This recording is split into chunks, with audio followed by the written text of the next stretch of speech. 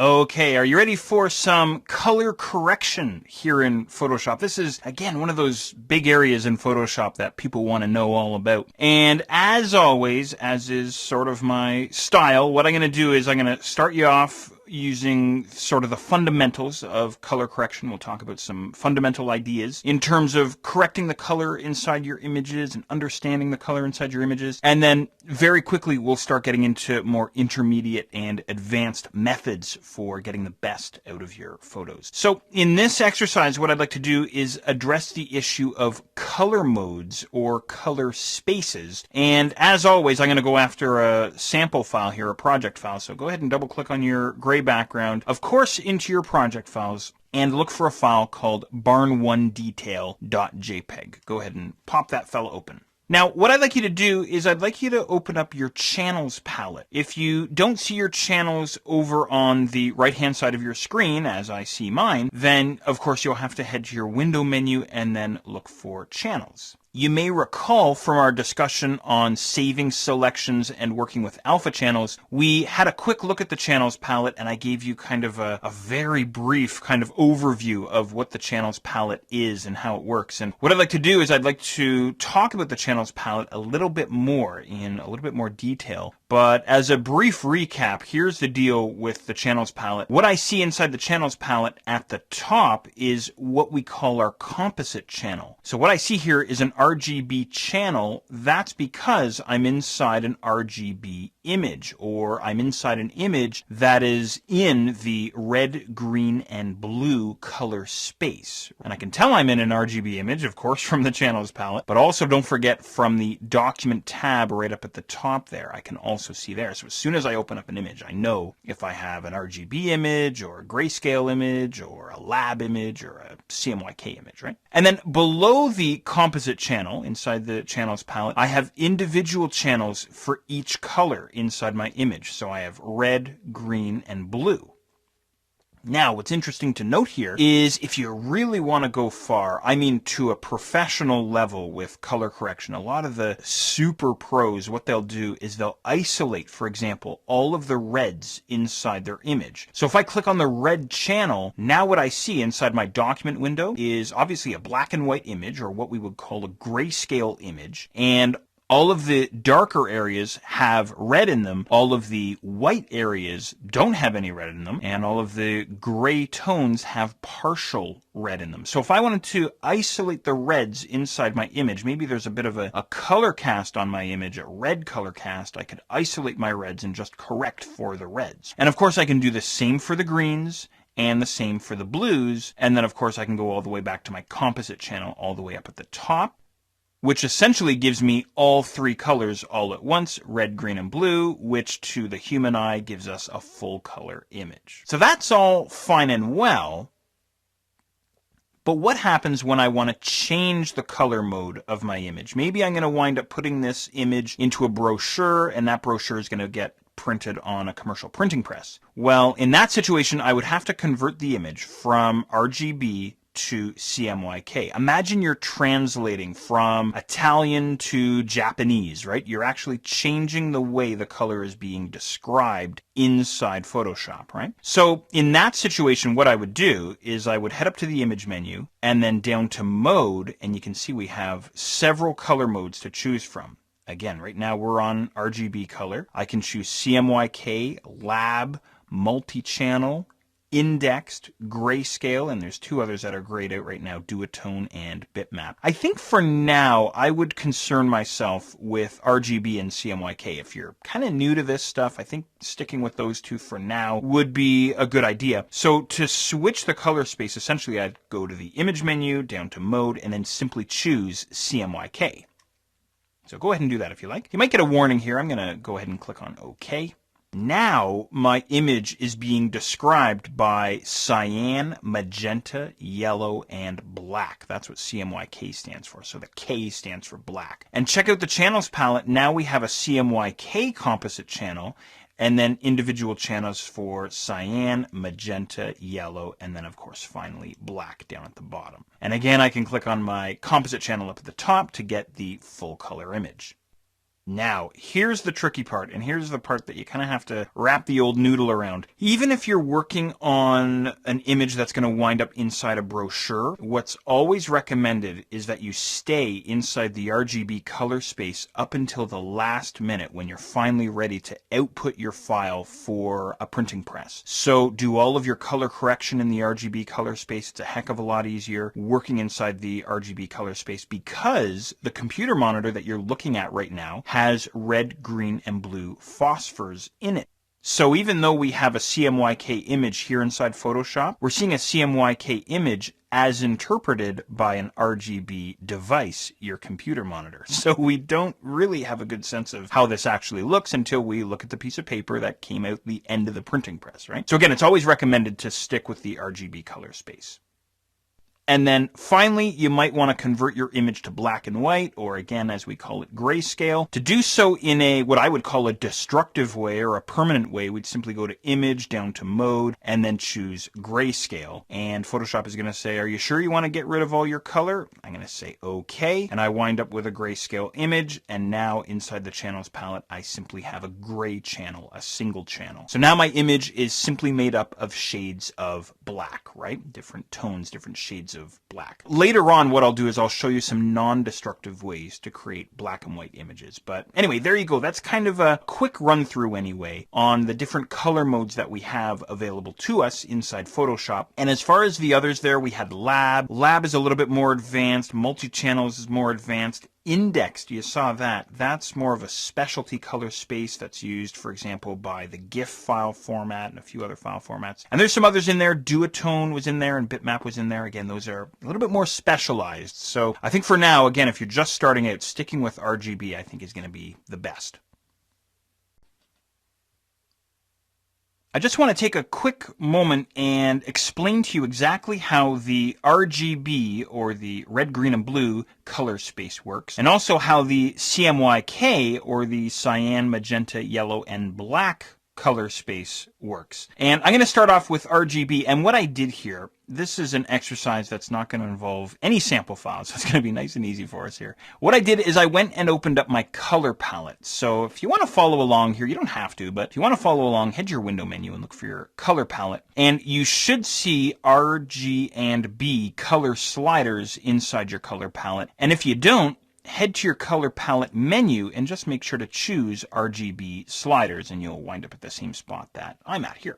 The RGB color space is what's referred to as an additive color space. In other words, we're going to add in amounts of red, add in amounts of green and blue, add them all in to wind up with a color, right? Now, the example that I always give whenever I'm trying to explain this, because this can get a little bit tricky to understand, is I use the metaphor of spotlights. Imagine you're standing in front of 3 spotlights, a red spotlight, a green spotlight, and a blue spotlight. And each of the spotlights has a lever on it, a gauge that allows us to increase or decrease the intensity of the light that's coming out of the spotlight. And this lever, this gauge, goes from 0 to 255, 0 being off and 255 being the maximum output.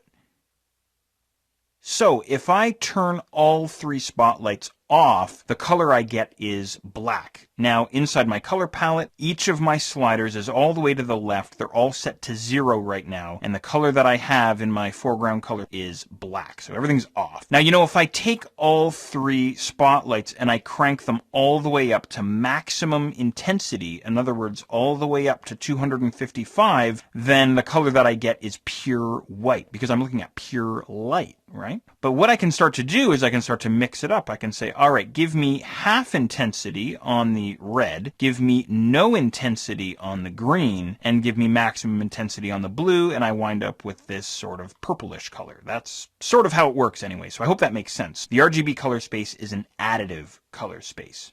Now, how about CMYK, cyan, magenta, yellow, and black? Well, that's a subtractive color space. Let me show you how this is going to work. I'm going to head to my color palette menu, and I'm going to switch to CMYK sliders now. And just make sure that all of your sliders are dragged to the left there. They're all set to 0. And how it works here is it's a subtractive color space. The analogy I use here instead of spotlights is I use the analogy of an artist's paint palette when he's mixing paint pigment together to create new color. And as you can see here, each channel or each color, cyan, magenta, yellow, and black, has its own slider, its own independent slider, and these sliders go from 0 to 100%. So if the artist comes along and mixes in 100% cyan and 100% yellow, then he's going to wind up getting green. Now, if he throws in, let's say, 50% magenta, crank this guy up here, we're going to get a darker green. Or if he reduces the amount of magenta and then brings in some black, we're going to get a darker green as well, right?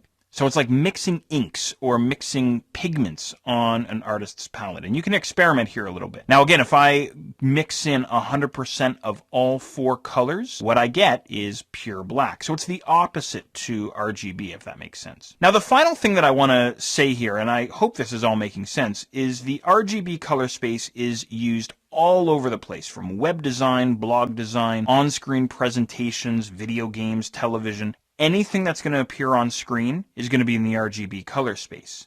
And typically anything that appears in print, magazines, newspapers, things like this, ads, that's in the CMYK color space. So CMYK is used in commercial printing, and the RGB color space is used pretty much everywhere else. So I hope that makes sense for you.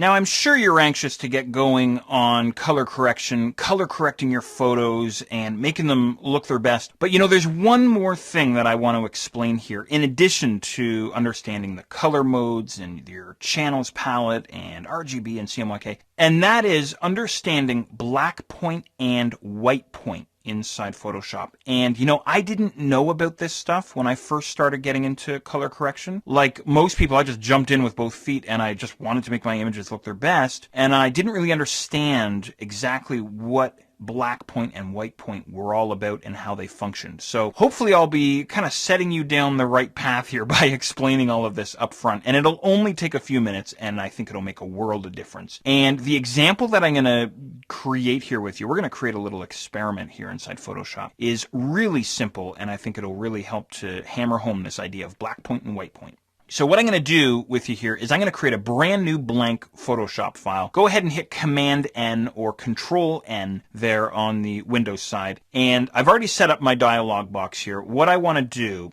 is I want to create a 300 pixel in width by 100 pixel in height image. Your resolution doesn't matter so much, but make sure that your color mode is set to grayscale as well. And then we should be good to roll here. Go ahead and click on OK.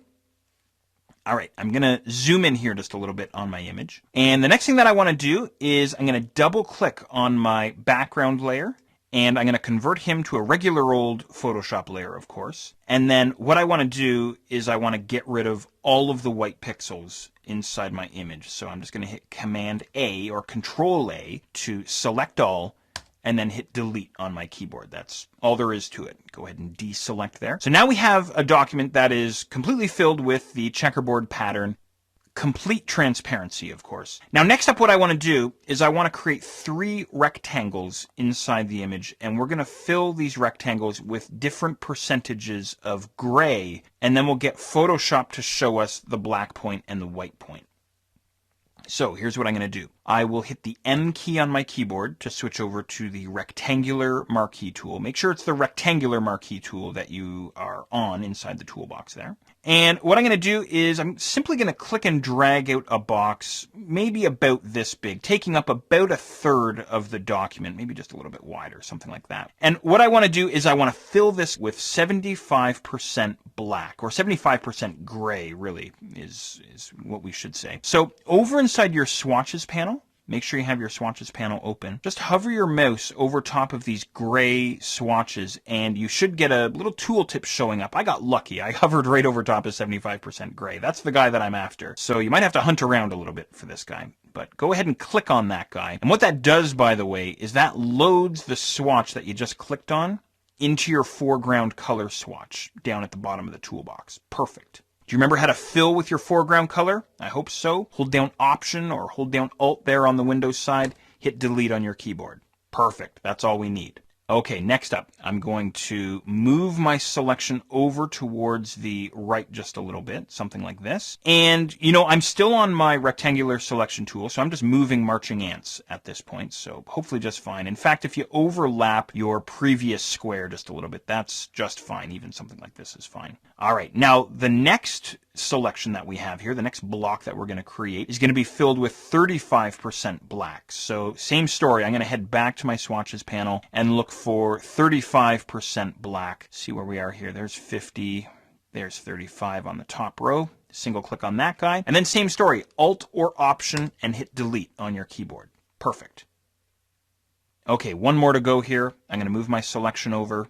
Something like this. Perfect. And this guy's going to get filled with just 10% black. So look for your 10% there inside your swatches palette. There he is, the second gray color swatch there. Hold down Alt or hold down Option and hit Delete. Okay, perfect.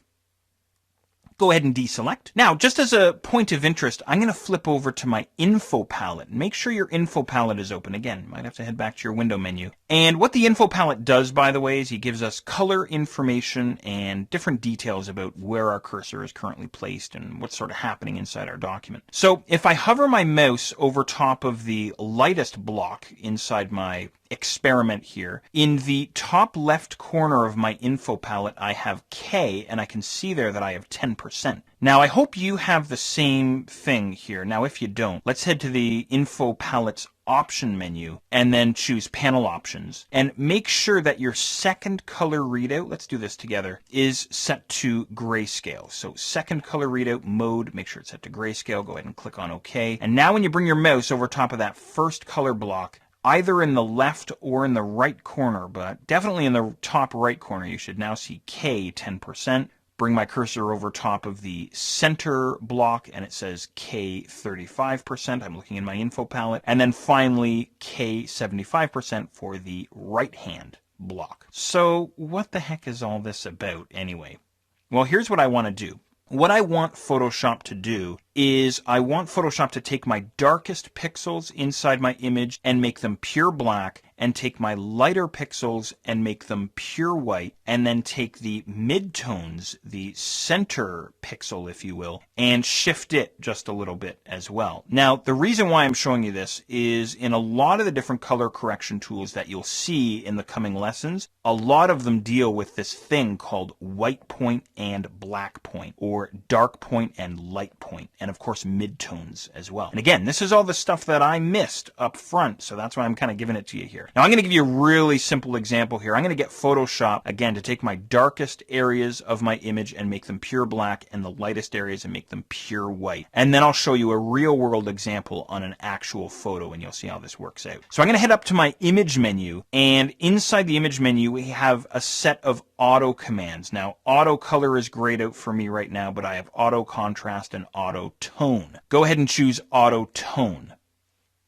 All right, now what happens is my darkest gray now became pure black. How do I know it's pure black? I hover my mouse over top of it. I move my eye up into my info palette, top right corner. It now says K 100%. So that is pure black. So it shifted the color. It shifted the dark point from 75 all the way to 100. So this is what we would call a shift in the black point, or a shift in the dark point, or a shift in the shadows. You could call it that as well. Over to the right-hand side of my image, and it's now shifted that from 10% all the way to 0. So it pushed all of the light-colored pixels from 10% all the way to 0. So it shifted the color in the opposite direction. And then as far as the midtones goes, it just shifted them a little bit. It went from 35 to 38. So really what's happened here is a shift in the black and the white, and also a little bit with the midtones.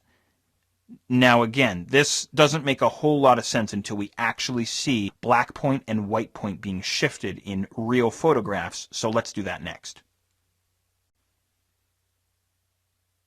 So, you might be sitting here going, well, what was the point of the previous exercise, the exercise on black point and white point? Well, let's actually see how shifting the black point and the white point and, of course, the midtones in a real image is actually going to play out. And again, we're going to get Photoshop to do most of the legwork here, and then run a set of commands that Photoshop has for us, auto commands that we saw in the previous lesson, to see what happens inside the different copies of the same photo. So to get started here, what I'm going to do is I'm going to hit the Tab key to turn off my toolbox and my palettes there on the right-hand side, and I'll double-click on the gray background. Look for a file inside your project files called view.jpg. Go ahead and pop that guy open. Here he is. Kind of an oversaturated looking photograph, kind of washed out there in terms of the horizon line there, and really nothing happening in the sky there, kind of blown out there. But as I say, I want to duplicate this guy, and I'm going to do so simply by heading to the image menu and then down to duplicate. And I got to do this 3 times, right? So image duplicate, and I get this little dialog box coming up here. I'm going to call this guy auto color. And hit OK there, or hit enter on your keyboard. And let's do that again. Image, and then down to duplicate. And I'll call this guy auto tone. Okay, and one more time. Image, and then down to duplicate. And this guy we'll call auto contrast. Perfect. Okay. Now, the next thing that I want to do is I want to see all of my images sort of side by side. So I'm going to head to my window menu and then down to arrange, and then I'll choose tile. Now I see all of my images kind of all sort of side by side here. So hopefully our images are arranged in the same way between you and I. I have the original image, view.jpg, open in the top left corner. Then I have auto tone, auto color down in the bottom left corner, and then auto contrast in the bottom right corner. Now the next thing that you might want to do, just before we really get going here, is you might want to hit the H key on your keyboard to flip over to your hand tool, and you might want to position up your image windows just a little bit, just so you can see exactly what's happening here. You have to click inside these image windows and then drag around with your mouse to really get this happening here. Okay, so something like this I think looks fantastic. So let's take a look now at Photoshop's auto commands and see the results that we get on our different images. All right, let's see how these auto commands play out, and let's see the effect that they have on our images. Photoshop's auto commands are a great place to start with color correction, whether you're a seasoned veteran of color correction inside Photoshop or whether you're just getting started. So what I want you to do is find your auto color file. Look for that guy. Again, hopefully he's in the same spot that my guy's in. Mine's in the bottom left corner. Auto color is always a great place to start with your auto commands. It tends to produce really good results. So make sure you click inside this file's window, the document window there, and then head up to your image menu, and then I'd like you to choose auto color from the list of menu items that we have here. And what we get is this sort of a result here. You can see there's been an obvious color shift here. It looks almost brown, doesn't it? It looks almost like it's, there's some dying vegetation inside this photo here. But that's what the auto color command does. Now, specifically what he does is he takes the lightest point inside our image and shifts it to pure white.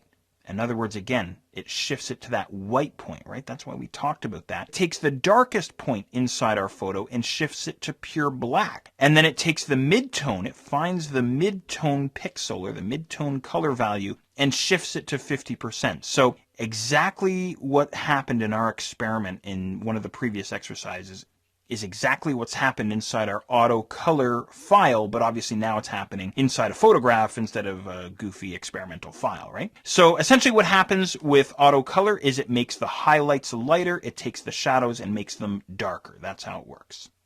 Okay, next up, let's try auto tone. So go ahead and find your auto tone file. Again, I'll head to the image menu and then I'll choose auto tone, of course, and view the results that I get. Now, personally, I really like what auto tone has done here to my photo. It looks a lot better than the auto color. The greens are greener, definitely. There's not a whole lot of other colors inside this image, but I'm still kind of getting that washed out background. Maybe perhaps it's not as bad as it was in the original if I compare back to the original here, but my greens are definitely richer. My colors are definitely richer. So what does auto tone do? Well, it does the same thing as auto color. It adjusts that white point, that black point, and the mid-tone points, but it does so on a channel by channel basis. In other words, auto color takes the whole image. Auto tone does it on a channel by channel basis. So it's adjusting the black, white, and mid-tone points on each channel. You're going to see an increase in contrast, and it may remove or introduce a color cast. So be careful with your auto tone.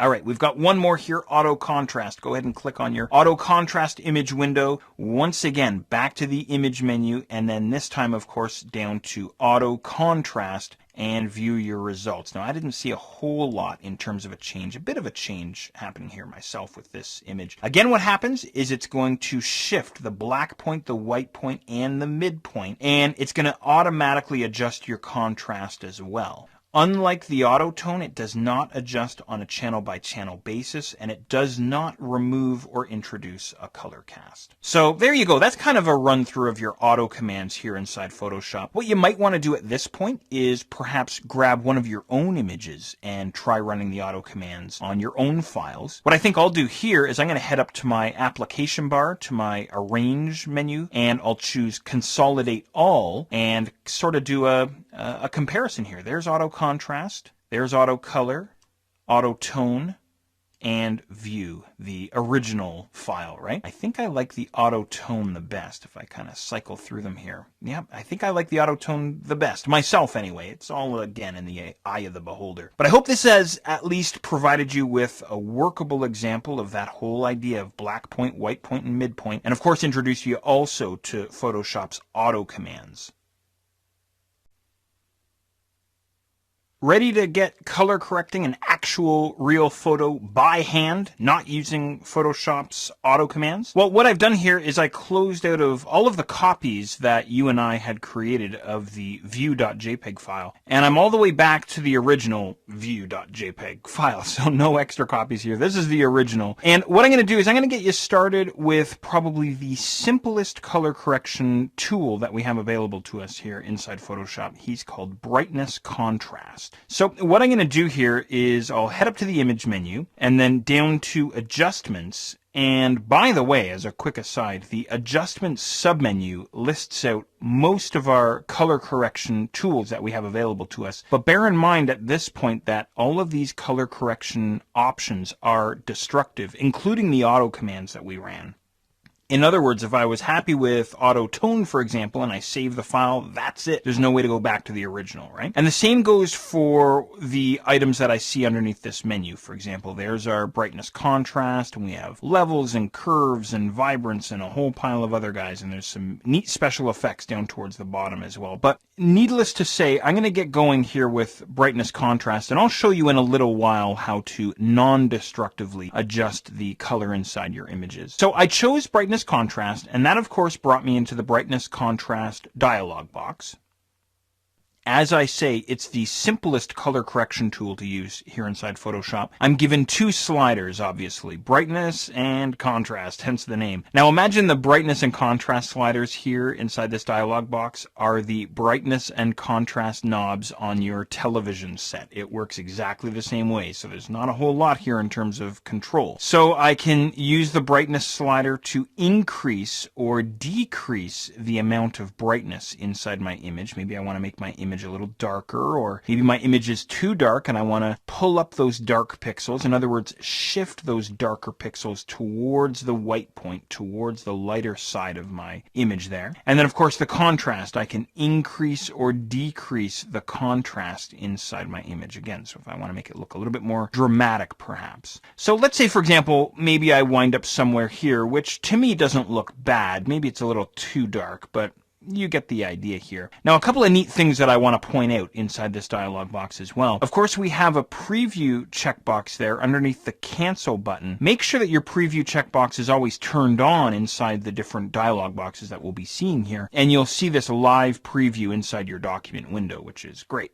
But the other thing that I can do with my preview checkbox here is I can turn it off. And this will give me sort of a before and after view of my image. So I uncheck it, and this is where you and I started. And then I turn my preview back on, and I see how my image would look if I applied the brightness contrast. So just kind of a neat thing you can do there. Again, before and after.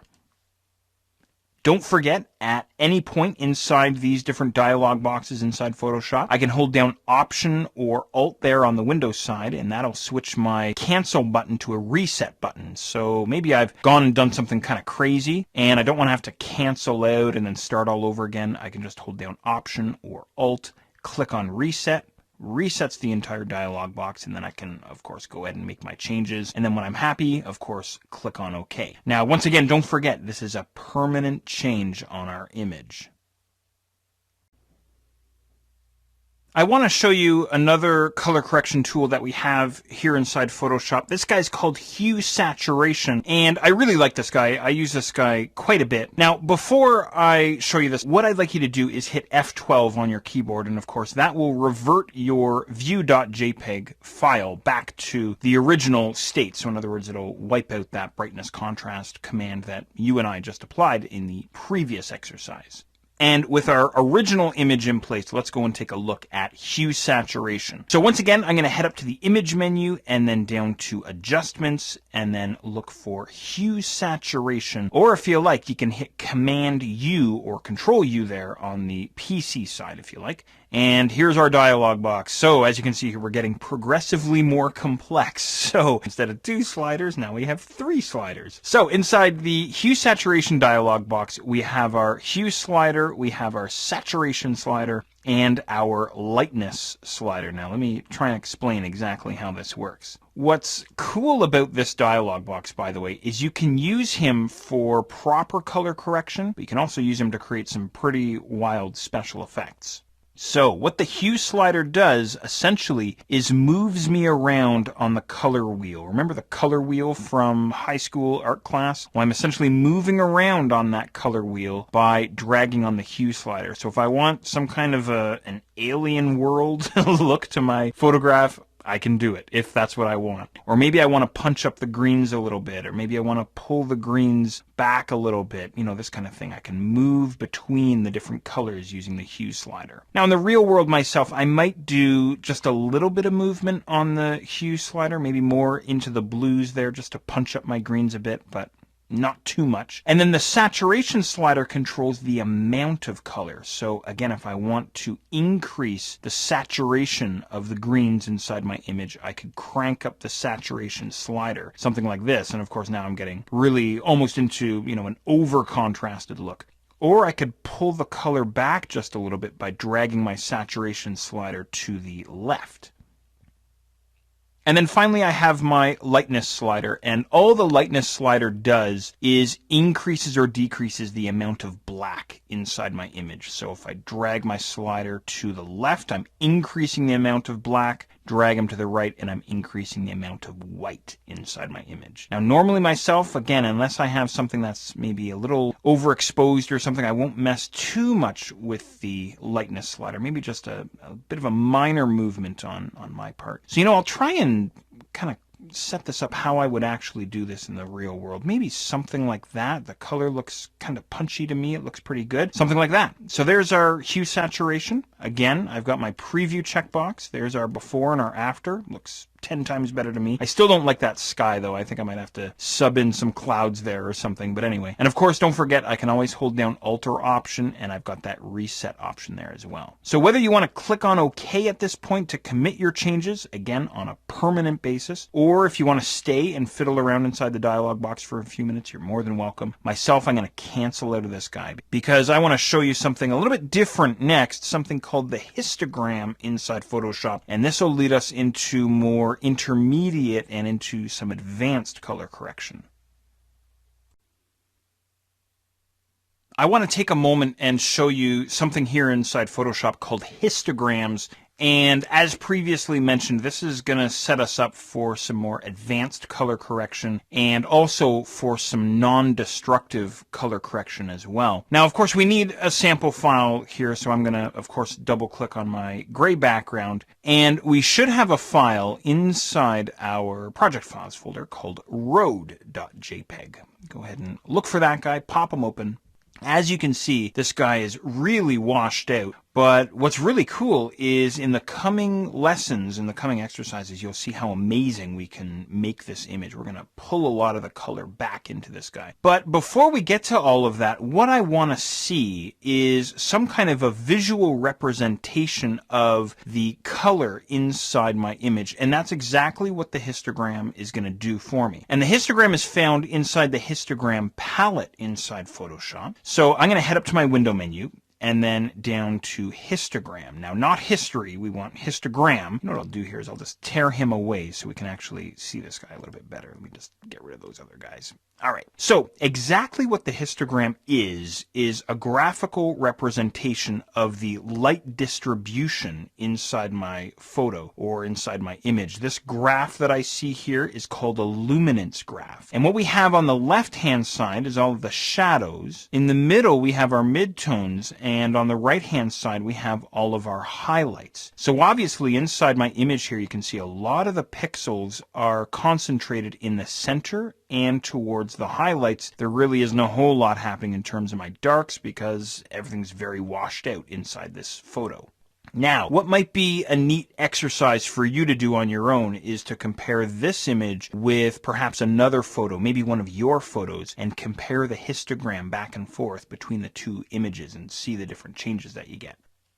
Okay, now let me explain exactly how this histogram is mapping things out. What I'm going to do first of all, though, is I'm going to head to the histogram palette menu, and I'm going to choose expanded view. Right now we're in the compact view. Expanded view makes things a little bit bigger and a little bit easier to see. Now, running across the bottom of the graph, we have a scale that goes from 0 to 255. So we have 256 levels of brightness inside each channel, or 256 luminance levels. That's the idea here. So 0 being again on the left-hand side and 255 being on the right-hand side.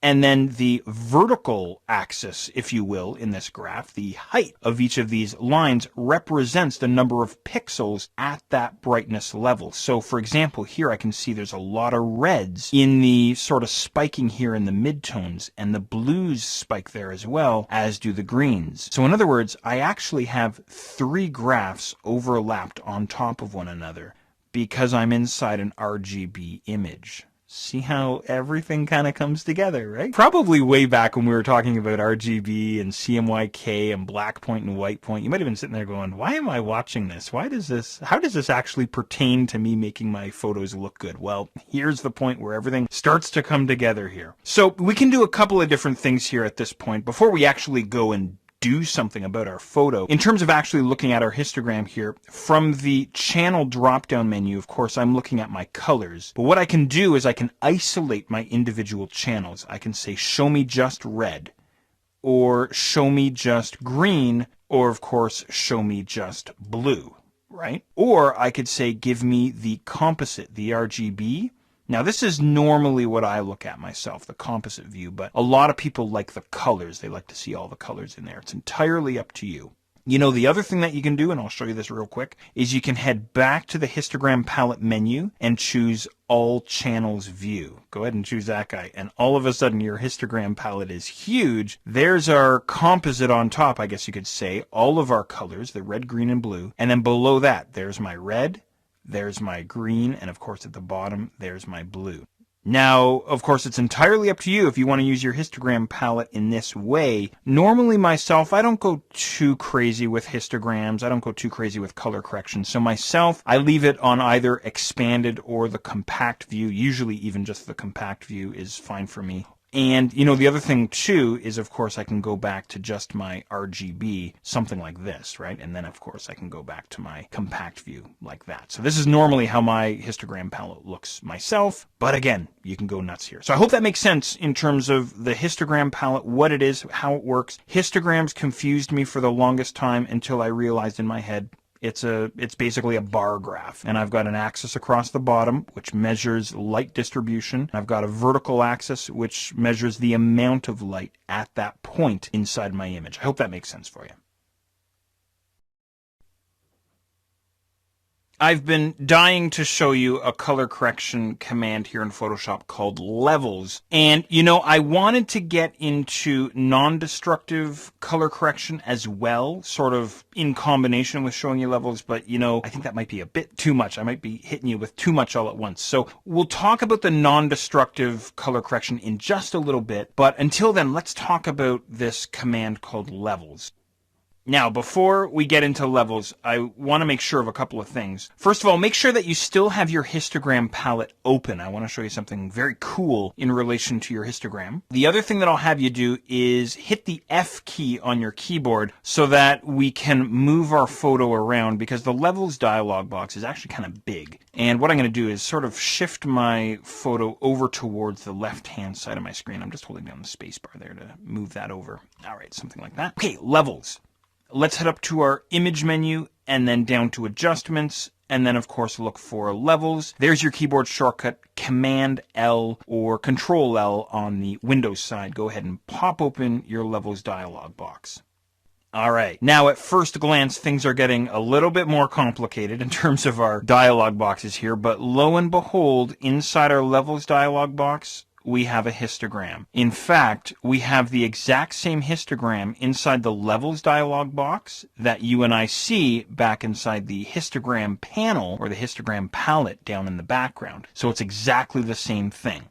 Now, here's what I want to do, though, is I want to start shifting the colors inside my photo. Again, my photo of this dirt road is looking really washed out, so essentially what I want to do is I want to set my black point, as it's referred to, and I also want to set my white point. Remember, way back when, Photoshop automatically set our white and black points for us when we used the auto commands, right? And that little experiment that you and I did with those gray boxes, this is exactly what I'm talking about. So essentially what I want to do is I want to try and shift, or I want to try and clip some of my pixels and force them into the darker areas of my photo. So this is what I'm going to do here. On the left-hand side, sort of the bottom left side of the histogram that appears inside the levels palette, we have a black arrow, and then over towards the right we have a white arrow, and in the middle we have a gray arrow. So we have black, we have white, or we have shadows and highlights, and also midtones, right? So what I'm going to do is I'm going to grab my black arrow and I'm going to drag him into the histogram, way over into the histogram this way, right? Now, a whole bunch of things happen. Let me try and slow things down here a little bit. What's happened here is I've basically said any pixels from this point in my histogram and any that appear towards the left. So all of the pixels from the black arrow to the left, I want them to be pure black. So what I've done is I've remapped them, if you will. I've shifted them, just like we shifted 75% gray to 100% black, right? And the other thing that's happened as well is check out the histogram palette. This is why I wanted you to keep your histogram palette open, by the way, is in the background of the histogram palette almost, you can see the original histogram there in gray, and then overlaid on top, you can see the new histogram. So what I've done here is I've just shifted a whole bunch of pixels down towards the left side of the histogram, creating this sort of this peak on the graph, right? Okay, let's do the same with the white point. So what I'll do is I'll grab my white arrow and I'll push him towards the left into the histogram, something like this. And of course, what I'm doing there now is I'm setting the white point. So what I've done here is I've set any pixels that appear on this point on the graph or at this point inside my image, and any that appear from this point and to the right all now become pure white, right? So again, what we've done here is we've done a color shift. We've pushed the pixels. We've remapped the color, if you will. Now, ideally in the real world, what you would do is you would take your white slider and bring them into the foothills of your histogram on the right-hand side, and same with the dark side, same with your black point. Bring them into the foothills of the histogram as well. And because I have my preview checkbox turned on inside the levels dialog box, you can see my image looks 10 times better. Again, remember earlier I said you'll be amazed at what we can actually do with this image. Look at all the color we resurrected from the dead out of this image, right? And again, if you want that before and after look, just click on your preview checkbox there. The colors were there. They were just all washed out. We needed to pull them back out. We needed to draw them back out, right? So anyway, what we've done is we've remapped the white and the black points inside our image. We have a new histogram that's happening inside the histogram palette you can see there. Now, there's a few other things that I want to show you as well in regards to the levels dialog box. So we'll continue this discussion on the levels dialog box, the levels command, in the next exercise. Now, I just wanted to mention a couple of quick things related to working with our levels dialog box. I hope you're enjoying levels here, and this is, again, where things get much cooler. Obviously, you can see here we have much more control than we did with, say, brightness contrast. Or even with those auto commands, we really had no control at all, right? What I wanted to mention here is just a couple of neat things that you can do with your levels command here. First of all, if you want, you can work numerically. Instead of working visually by dragging these sliders to the left and to the right inside the histogram, inside the levels dialog, what you can do is you can use these text fields, these numeric fields that appear below the histogram. So, for example, I'm going to take my black point, my shadows, and I'm just going to shift them just a little bit to 60 there. Or I could come in here and I could type in 55 if I wanted to, or I could come in and I could type in, say, 75. Obviously, the higher the value, the further towards the right I'm moving my black point. The numbers inside these fields below the histogram are on that histogram scale. Don't forget there's a scale running across the bottom of our graph that measures luminance from 0 to 255. Remember that discussion? So there's 256 luminance levels. So if I take my black point and I'm bringing back to 60, essentially what I'm saying is take anything that's 0 and now make it 60. And essentially what I've done here over on the right-hand side is I've said take anything that's 255 and now make it 233. So again, we're remapping everything, right? So if you want to work numerically, you certainly can if you want.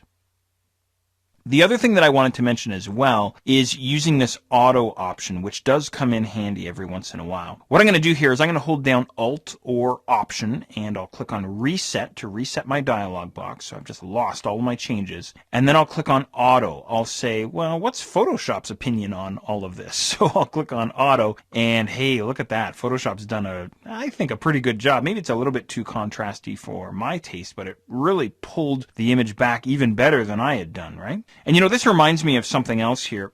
At this point, you and I had been working on the entire composite image, the RGB image, but I have this channel drop down, and what I can do, and what that auto command had done for me, is it isolated each individual channel and made changes based on each individual channel. Let me show you this in a better way. I'm going to hold down Alt or Option and I'll reset my dialog box one more time. So here's my composite image. I'm going to switch now and focus on my reds, and I'll reset my black point for the reds, only the reds, and same with the white point, maybe something like this, right? And then I'll isolate my greens, and I'll do the same thing. Look at the shift in the greens there. Let's pull this way back in, something like this. And then same story for the blues as well. Let's try and readjust, remap our blues. There, that's looking a lot better. So if you want, you can simply work on a composite image, or you can isolate your individual channels as I've done here, or of course you can use the good old auto button as well. Okay, finally, I want to show you one more method for setting the black point and the white point using levels. I'm going to reset my dialog one more time here, holding down Alt or Option, going all the way back to where we were. And what I can do, of course, as you know already, is I can use my sliders, my black and my white sliders, to set my black and white point. I can certainly do that. Or what I can do is I can use my black eyedropper and my white eyedropper to set the black point and the white point manually inside my image. So here's what I'm going to do. First of all, I might zoom in a little bit on my image, and I'm going to look for what I think is the darkest point inside my photo. Possibly down around here we have, it looks like a sort of a pile of leaves, a pile of rubbish there, or maybe over into these tree trunks right in there somewhere maybe. Now what I would do is I would grab my black eyedropper tool, grab that fella, bring him over top of the area that I think should be pure black, and then single click. And what that does is that, of course, sets the black point inside my photo and shifts all of the colors. And of course, I see an instant change inside my photo. I see an instant change inside the histogram, inside the levels dialog box, and of course, a change inside the histogram palette that I still have open inside the background. All right, next up I would do essentially the same thing, but now for the white point. So I'll grab my white eyedropper tool and zoom in on my image and find what I think should be the lightest point inside my photo. Perhaps some of the lighter colored dirt towards the front of the image there, the foreground of the image, or maybe, you know what, I just caught this beam of light, this beam of sunlight kind of cutting through the trees. I'll try single clicking on that. So I'm saying that area there should be pure white. And again, you'll see that shift, not only inside your photo, but inside your histograms as well. So, you know, this is just another way to work. There's no right or wrong here. Again, it's all in the eye of the beholder. I feel like I've given you a ton of options in terms of working with the levels dialog box. But again, don't forget, everything that we're doing here would be a permanent change should we click on OK. So we are slowly but surely making our way towards non-destructive color correction, but I've got to show you one more color correction tool before we get to the non-destructive color correction. Okay, you're getting comfortable working with histograms, reading histograms, and of course working with the levels dialog box as well. Well, I hope you're getting comfortable with them anyway. I want to bring it up another notch here on the level of complexity. I want to show you another color correction command here inside Photoshop. He's my personal favorite. He's called curves. And really curves functions in a very similar way to levels. It's just a different interface. But it's almost like a high-powered version of levels, if you will. So let's go and check this guy out. I'm going to head to my image menu, of course, and then down to adjustments, and then I'll look for curves. Or, of course, you could hit the keyboard shortcut Command-M or Control-M if you're on the Windows side there. And that'll bring you into your curves. All right, now, as before, the initial look at the dialog box, maybe it's a little bit shocking. There's kind of a lot going on here, and it might look kind of complex. But here's the deal. We still have our histogram inside the main area here. And in terms of curves functioning in a similar way to levels, it really does. Down in the bottom left corner, there's our black slider. And then way over towards the right, there's our white slider. So how this works is there's our luminance scale from 0 to 255 all the way across the bottom here. But then curves adds in this extra dimension. We have a second luminance scale which runs vertically from 0 at the bottom all the way up to 255 all the way up at the top there. So we have both a vertical axis and a horizontal axis. Now I'll talk about the vertical axis in just a little while. I want to talk about the horizontal axis first here.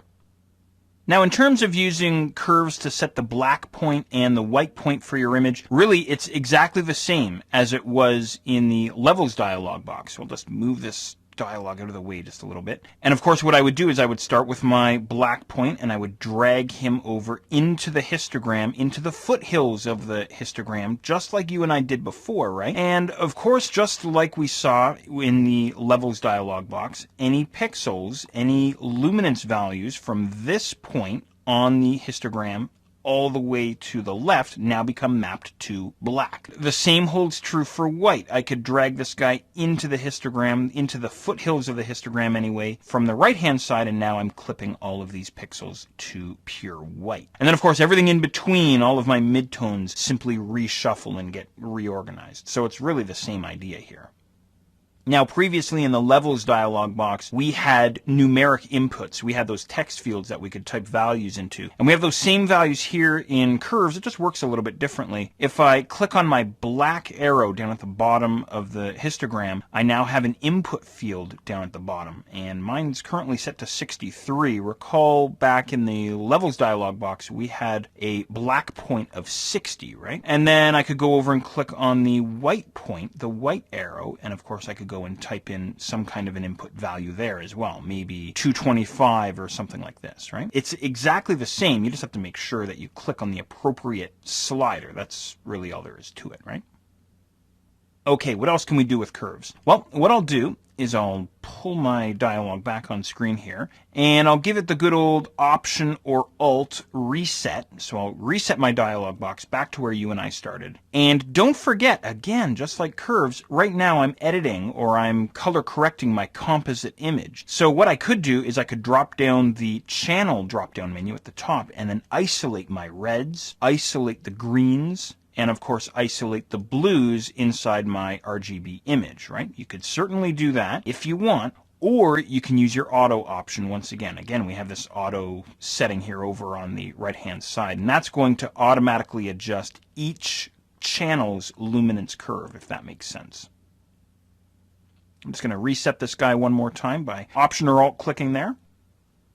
Now, the other thing that we can do is we can also set the black point and the white point manually if we wish, simply by using our eyedropper tools. So I could grab my black eyedropper here, and once again, I could go and find what I think is the darkest area on my image. Again, maybe I could go after these sort of the shadows there in the tree trunks, or maybe over towards the side here. I even see some dark branches there over on the far left side, really wherever you want there. Hit that up. And then same thing with your white point. Grab the white eyedropper there inside the curves dialog box and then hit your light point, your white spot there. There, something like that. So that's not too bad. But of course, there's a few other things that I want to show you with your curves as well. At this point, I haven't shown you anything unique about curves. So far, everything that we've done, we can also do inside the levels dialog box, right? So what I'm going to do is, once again, I'm going to go ahead and reset my dialog box, and then I'll show you a couple of other neat tricks that you can do with curves that aren't possible with any of our other color correction tools in Photoshop. All right, now what makes the curves command, the curves dialog box, so unique here in Photoshop is the fact that it has two luminance scales, or two luminance axes, if you will. So we have the luminance scale running across the bottom of our histogram, of course, and then earlier on I had mentioned that we have this vertical luminance scale as well. So here's what I'm going to do, and again, I want to try and keep this as straightforward as I can for you. This luminance curve, this diagonal line that intersects the entire histogram, what I can actually do is I can plot points along it. So what I'm going to do is I'm going to bring my cursor right over top of the dead center of this luminance curve, right in the dead center of my histogram, and I'm going to single click with this fella. Now, what's interesting to note is the input and output fields on both scales, on both axes, both read 128. They're both 156 divided by 2, right? Which gives us 128. So we're in the dead center here. Now, what's interesting is I can drag this point up and down inside the histogram, inside the curves dialog box here. And what's interesting is the input value hasn't changed. Well, I actually goofed it by 1 luminance level, but it's pretty much the same. But the output has changed. So essentially what I've done is I've remapped the luminance values at this point. I'm making them lighter. So if I drag up, I'm making any pixels that fall at this luminance level, I'm increasing their luminance. Or I could drag this dot down, hence the term curves, by the way, and I can make any pixels at this luminance value darker. So essentially anything that's sitting at 126 right now, I'm remapping now to be 65 in terms of the luminance values. Again, that scale from 0 to 255, right? So it's kind of neat. Now what I'm going to do is I'm going to bring this dot back to the center point, or roughly into the center point. And what I can do now is I could plot a dot here if I wanted to, and these are going to be my highlights.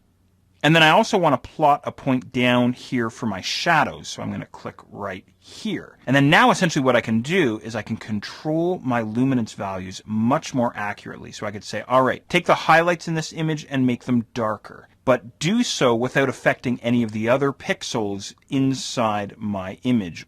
Or said another way, any other luminance levels inside my image. So I'm not affecting the midtones, I'm not affecting my shadows, I'm only editing, I'm only impacting my highlights here, if that makes sense. So it's a way of isolating your colors, if you will, or your luminance levels, if that makes sense. So a lot of this is, again, in the eye of the beholder. You can have a lot of fun with this. You can add as many points along this curve as you want. You can really go crazy. In fact, you can create some really wild and bizarre effects if you really wanted to. And you can also get rid of points here simply by dragging them off of the curve, just kind of yanking them right off. In fact, I could go all the way back to where you and I had started with just 1 point in the dead center of the image if I wanted to. So again, just a different way to work if I want. Now what's interesting to note as well, and here's another neat trick you can use, is let's say for example I want to manipulate the luminance levels or the pixels inside the foreground of my image here. Well, what I can do is I can actually drag with my cursor inside the image, and if you look back over inside the curves dialog box, you'll see a little beach ball following me around on that luminance curve. So in other words, these pixels here inside my image, inside the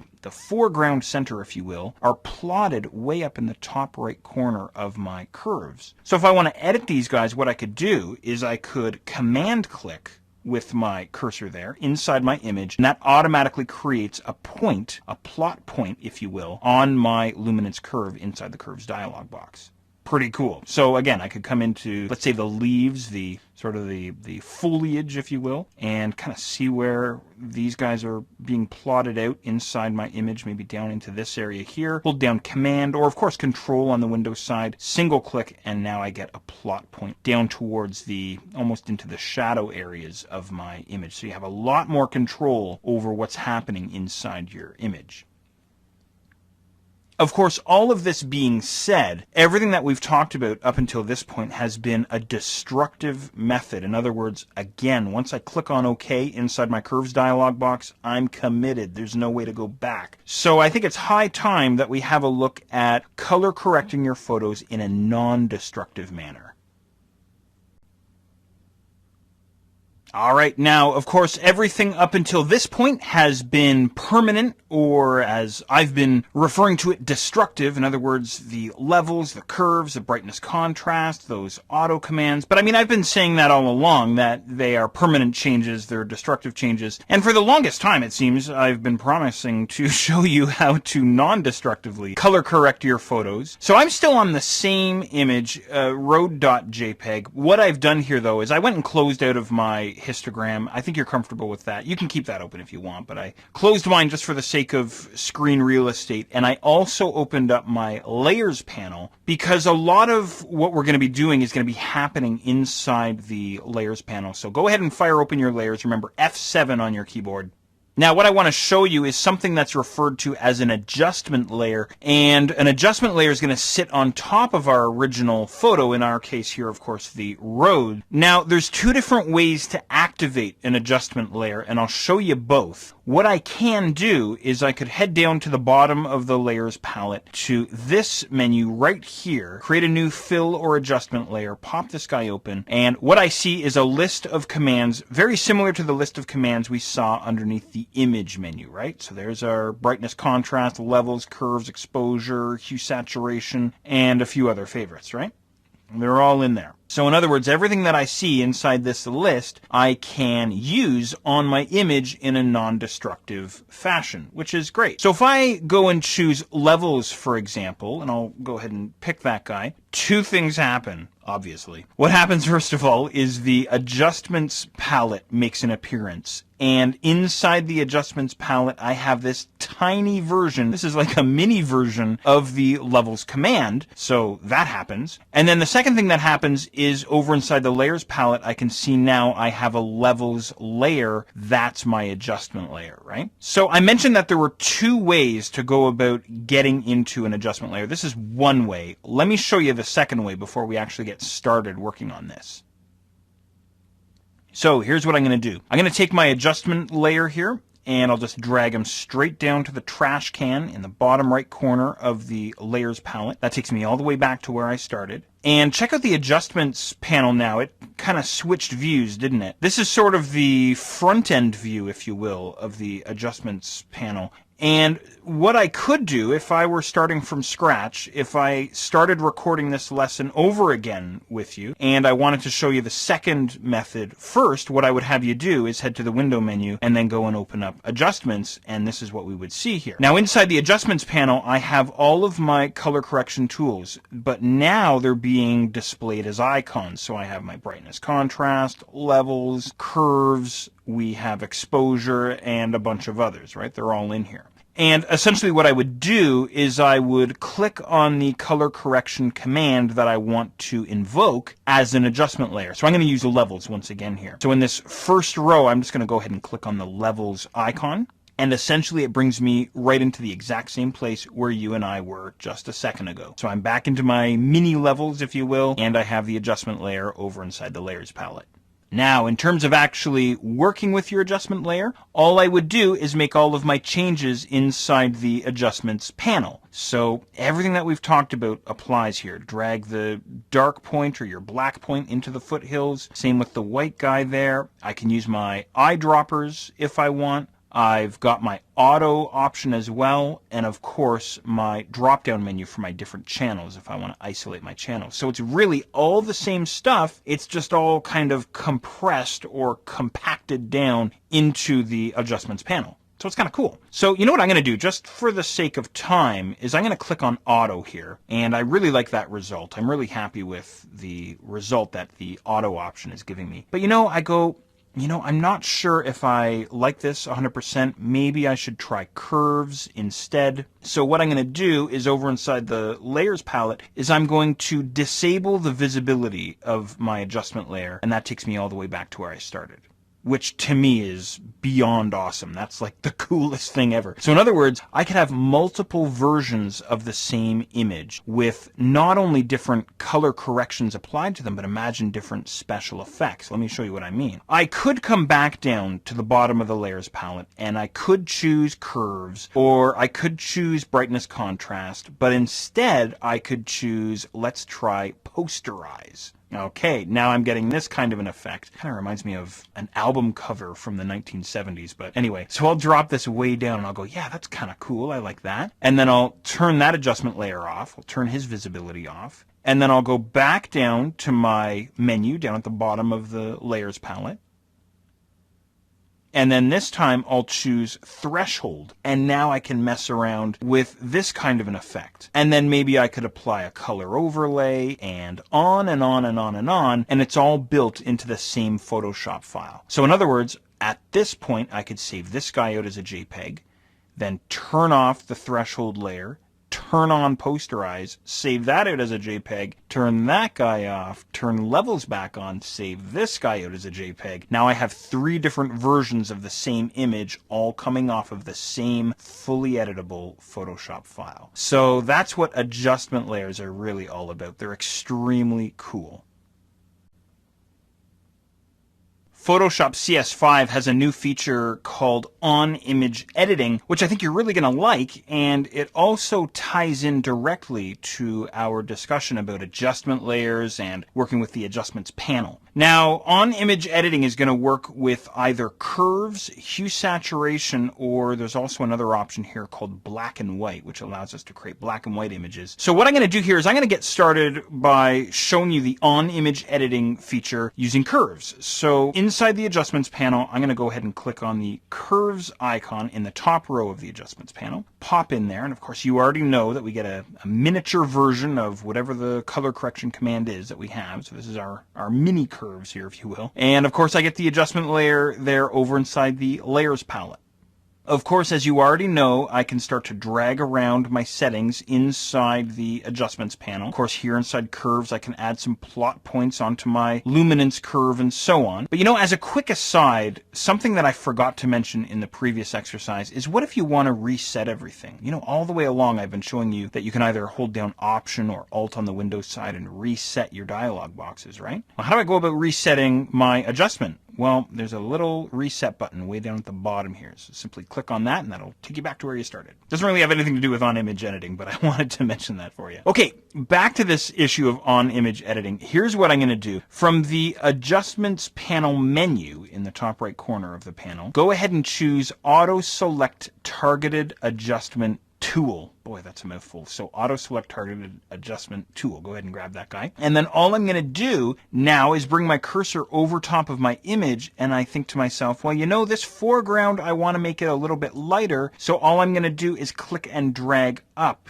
inside my image, and what happens there is my image actually starts to get lighter because Photoshop plotted a point on my luminance curve for me at that luminance level. So that's what this on-image editing is really all about. And then I think to myself, well, all right, the leaves, the sort of the overgrowth there should be a little darker, so I'm going to click and drag down on that area inside my image. But then this area here where the sunbeams are kind of cutting through, maybe that should be a little bit lighter, so I'll drag up there. And then perhaps over here into the tree trunks, maybe that should be a little bit darker, so I'm going to drag down. This is what on-image editing is all about. And it's fantastic here inside Photoshop CS5. It's very, very cool stuff. So once again, let me reset my adjustments panel here. I'll show you this one more time. I'll just go back to where we started. I went up to the panel menu up in the top corner there, and I selected Auto Select Targeted Adjustment Tool. You're telling me they couldn't come up with something shorter than that? And then I'll simply drag inside my image to make my adjustments. So I'll drag down in the foreground to make the entire image darker, but then perhaps in certain areas I'll drag up, or really I should have dragged up in the foreground. That's what I did previously anyway. And then I'll drag down inside the branches there, maybe drag it back up just a little bit. So again, we are correcting color directly on the photo, which is great. And hopefully you're not making a mess out of your image like I was there just a second ago. So I just reset one more time and I'll come back in here and see if I can get this looking half decent, maybe something like that. To me, that looks pretty darn cool. So you can fiddle around inside the adjustments panel if you want, or you can do everything directly on your photo, which is fantastic. Now, of course, don't forget this on-image editing is only going to work with curves here, your hue saturation, or that convert to black and white command.